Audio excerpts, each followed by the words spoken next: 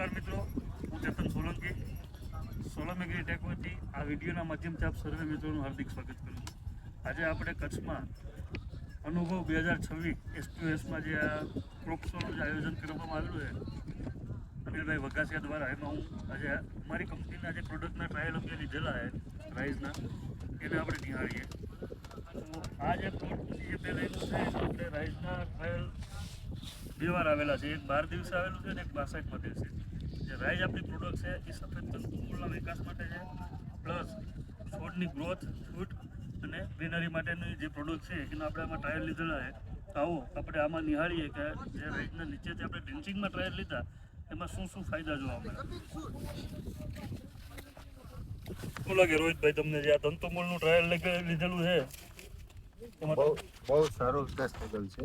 સફેદ મૂળ આપણે જોઈ શકીએ છીએ.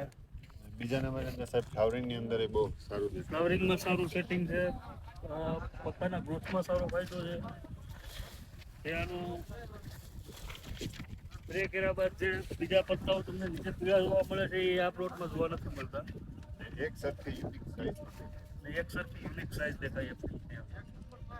તમારું શું કહેવાનું છે મહેશભાઈ?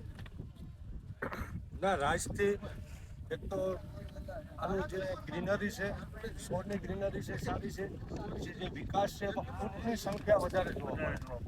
હજી ફ્રૂટ જે છે એક સરખું ફ્રૂટ જોવા મળે છે. આનું જે તંતુમૂળની વાત કરીએ તો તંતુમૂળમાં સારામાં સારા તંતુમૂળનો વિકાસ જોવા મળે. મહેશભાઈ જેમ કીધું એમ કે ભાઈ આની ફૂટની સંખ્યા છે એ બહુ સારી જોવા મળે. તો આપણે આ બેડ સામું જ જોઈએ કે આ જે બેડ બે રાઈસવાળા પટ્ટા છે એ આખા બેડ ભેગા થઈ ગયા છે, ક્યાંય તમને ગેપ જોવા નથી મળતું. રાઈસનો બીજો એક કે બે સાઈડ વેલાનું જે ફૂટ કહેવાય ને, બે સાઈડ સરખી આવી છે. બે સાઈડ સરખી એટલે જે વેલાવાળા શાકભાજી છે તો એને એક જ સાઈડ વેલાનો વિકાસ જોવા મળતો હોય છે. બે સાઈડ સરખી ફૂટ જોવા મળે. એટલે જે 12 દિવસે અને રાઈસનો જે ઢીંચિંગ કરાવ્યું એનો મેઇન ફાયદો એ છે કે ડાળીની સંખ્યાનો વધારો કરે. કિરીટભાઈ, આમાં રાઈસ આ પાળામાં રાઈસ આવેલું છે, આ બાજુના પાળામાં રાઈસ નથી આવેલું. આપણે તમને શું કરવા આપણે જોઈ લઈએ. આ પાળામાં તમે ઝીરો કહો અહીંયા છે ને બીજું જે સફેદ રૂટ છે આને આપણે ખોલીએ ને ચેતનભાઈ, તો આમાં ક્યાંય દેખાતા નથી. આ બાજુનો જ બેડ છે જે આપણે રાઈસમાં જોઈએ ને એ આમાં ક્યાંય નથી જોવા મળતા આપણને. બરાબર, આ એટલો ડિફરન્સ પડે છે. એની જગ્યાએ રાઈસમાં તમને સફેદ તંતુમૂળ વધારે જોવા મળ્યા. ગ્રોથ સારો છે સફેદ તંતુમૂળ.